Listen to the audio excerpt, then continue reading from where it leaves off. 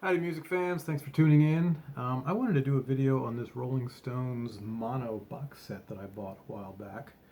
I bought it new online, eBay I think it was, for ridiculously cheap. It was wrapped up in cellophane. I think it was 52 bucks or something.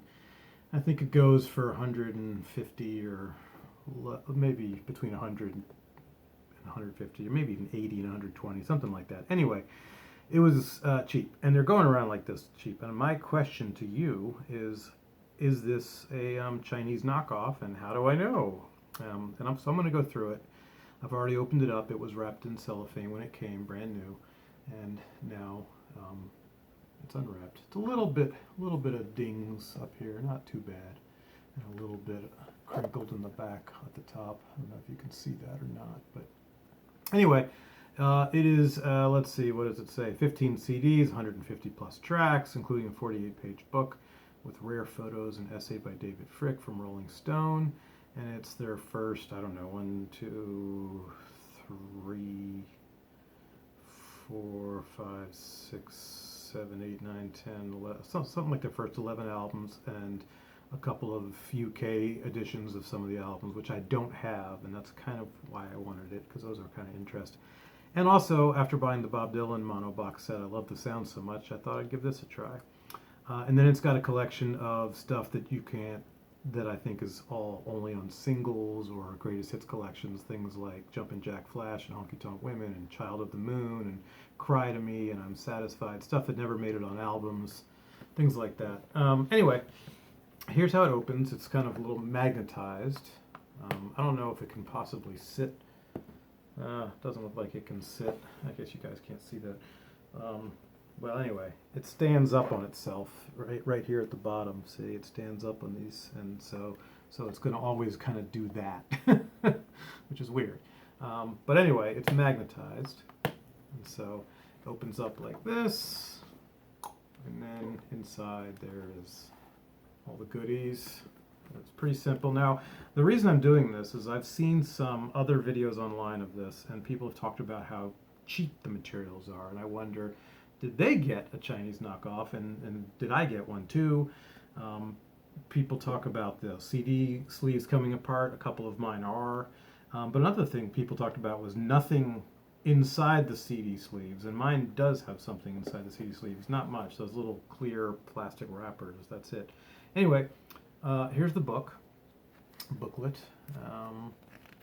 Nice little booklet. I doubt there's anything in there I don't already know, but you never know. I will likely give this a read at some point. Anyway, that's the booklet. Okay. Now, did I put these back in backwards? Oh, I guess I'm going to go this way. So from the back, here is the Rolling Stones, and that is the British version, which I do not have. It's got a few different songs. And let's see if, yeah, you can see right there, it's not exactly glued together. It's going to come apart eventually, and same with up here. It's going to come apart eventually. It's not yet, but it will. And then this one was Decca, so it's got the Decca label, and it comes in these little plastic sleeves. Now, one or two of the videos I've seen on YouTube, the person didn't have those, and they just were surprised that there was nothing inside there. So, does this mean it's not a Chinese knockoff? I don't know. And I don't know if I care, if it matters. It's just curious. Okay, this number 2 is going to be that same record, I assume, right? England's. Oh wait, maybe that was.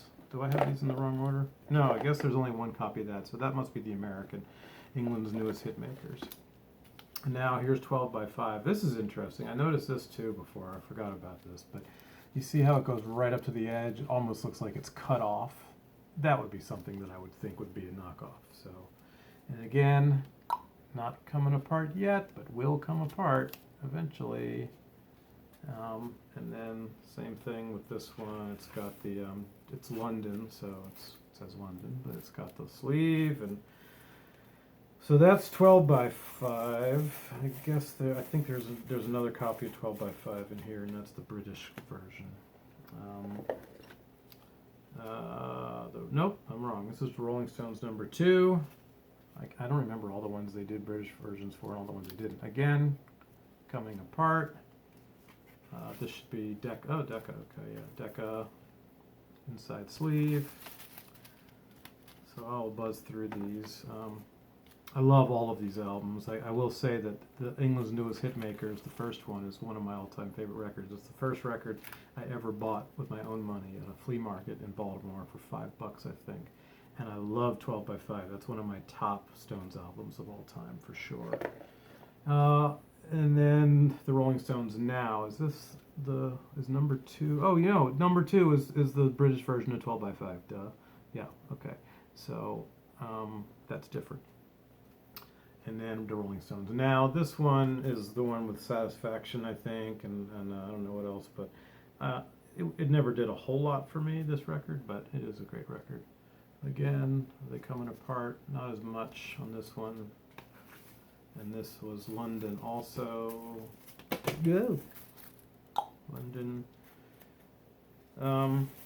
So, you know, in the Pink Floyd set I got that I've talked about in another video, the irregularities were so noticeable. It was, you know, I mean, there was misspellings. I haven't checked this that closely for things like that, but, you know, it was obviously a knockoff, a pirated copy, I guess I should say, not a bootleg.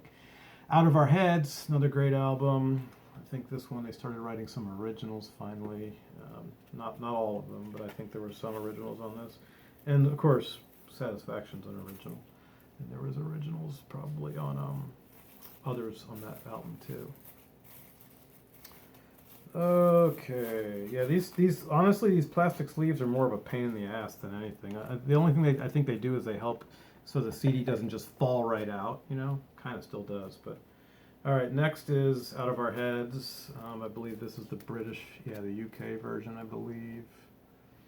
And where is it? Yeah. Yes, this is the US and this is the UK. And this one's also, you know, there's one or two in here that are already apart. I'll show you those. Decca. So my question is, yeah, is this a pirated copy? You know, for $52, or I mean, they're going around now on eBay for $48 and up, is what I've seen them as low as $48. And buy it now, even not just bidding. Oh, December's Children. This is another wonderful record. And this one, London. I guess the rest will probably be London, I assume. Memory serves. Aftermath. That one's coming apart a little bit more. Not on that side, but and so this one is the UK version, and this one, oh, it does have a sleeve, and I'm wrong. Decca. So maybe Decca was the British ones, and London was their American subsidiary. It's been a long time since I've read about all that kind of stuff about the Rolling Stones, but I believe that is the case. London was the American subsidiary of Decca, something like that. Okay, there we go. Yeah, so I haven't found any obvious misspellings or anything. That 12 by 5 being right up close to the edge, and then the cases kind of falling apart is about it. This is London again. This is the American version of Aftermath. The sleeves are a pain in the ass. Between the buttons, and this is Decca, so this might be a British version. And another big space there. So that is not falling apart yet, but it will eventually. I bought glue specifically for CD repair stuff. It's white, but it dries clear. Or CD case repair. And then flowers. I don't think I have this, so that's another reason I might have gotten this. I used to have it on vinyl as a kid. London, yep. This one, yeah, same thing. It looks like again, it is not yet apart, but it will be. And then Satanic Majesties. Yeah, these definitely feel cheap. They definitely feel cheap. This one is London. Yeah, and they're slippery. slippery, those slippery Rolling Stones. They kind of, you know, and they easily fall out even with these sleeves. The CDs do. So, I mean, other people have made the same complaints. Beggar's Banquet with the original cover that they wanted, the gatefold, them being debaucherous and slovenly. Now this says Decca, so I'm confused about the Decca London thing. I can't remember what the deal is with that. Another stellar album. This one started their golden run. Their 4 masterpieces. And this one, okay, this one, Let It Bleed. That is coming apart. That is coming apart for sure. I don't know if I can sneak any glue in there, but and then that's also Decca, another masterpiece. And then the last thing here is this. They made this look like the Beggar's Banquet that was released, and also I have a bootleg that has a similar cover, RSVP, and it's called Stray Cats. And this one has Abco on it. Oh, that makes sense. I think that's Alan Klein's label, and he probably owns the rights to these. It has Come On, I Want to Be Loved, I Want to Be Your Man, Stoned, Fortune Teller, Poison Ivy, version 1, Bye Bye Johnny, the Chuck Berry song, Sad Day, the Italian, Call Me Lorraine, whatever, As Tears Go By version, Long Long While, Who's Driving Your Plane, We Love You, single version, Dandelion, single version, Money, Poison Ivy version 2, Not Fade Away. Huh, why is that on there? I've Been Loving You Too Long. Why is that on there? The Under Assistant West Coast Promotion Man. Why is that on there? Single version. Okay. 19th Nervous Breakdown. Okay. Child of the Moon. Jumping Jack Flash. Street Fighting Man. The single version. Honky Tonk Women. You Can't Always Get What You Want. Single version. So I feel like some of these are on albums. I know Not Fade Away, I've Been Loving You Too Long, and the Under Assistant West Coast Promotion Man are on albums. So I'm not sure what the deal is with those. But the rest of these are not on albums. They are singles, and they are on lots and lots and lots and lots of different collections. And some of them are on the Hot Rocks collections and other collections as well. Anyway, that's it. I really want to hear your comments. I want to know what's up with what people think, and is this a pirated copy? Is it not? How do you know? Does anybody have any info on this? Because when I look it up for this particular set, it is not easy to find information. So if you have information, I would love to know if this is a pirated copy. I'm going to assume it is, just based on the price and the cheapness of the materials. But like I said, other people's videos say that they also find that the materials were cheap and that the cardboard's coming apart.